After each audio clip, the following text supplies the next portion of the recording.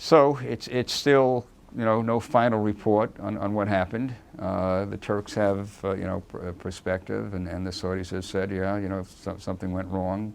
It's not a good deal at all. The relationship's important. Right? In the end, who's ever been involved, there needs to be accountability, and we'll see how that plays out. But the relationship between the U.S. and the Saudis in terms of holding back the Iranian threat in the region, the impact and the Iranians they're the ones who are behind the deaths of so many Americans, and they're the ones that are destabilizing the region, whether it's in Iraq, whether it's in Yemen, whether it's with Hezbollah, whether with Hamas.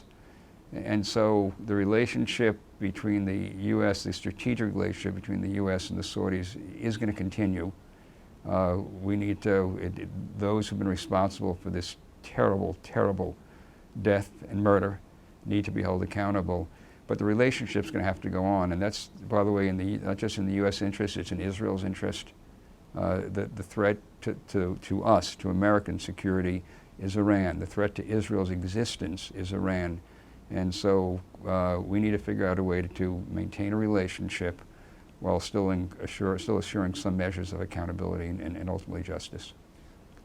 Is your role more to advise the royal family then, or is your role more to maintain that relationship? So I work on the congression. I work in the U.S. side. I'm not advising the royal family, but I am working with members of Congress to make sure that Iran is held accountable, make sure that Iran isn't able to do the things that they do in the region. The Saudis have a big interest in that. I have an interest in it. I have an interest, by the way, independent of whatever I do with the Saudis. I'm the national chairman of the Republican Jewish Coalition. The safety and security of the United States and of Israel, I think it's tied together. And if you were to ask the Prime Minister of Israel the three biggest issues facing Israel's existence, you'd say number one is Iran, number two is Iran, and number three is Iran. And if you were to ask the Saudi king what's the biggest kind of threat to kind of their stability in the region, they would say number one is Iran, number two is Iran, and number three is Iran. Iran is responsible for the death of thousands of Americans. The IEDs that were killing Americans in Iraq were all produced by the Iranians, supplied by the Iranians.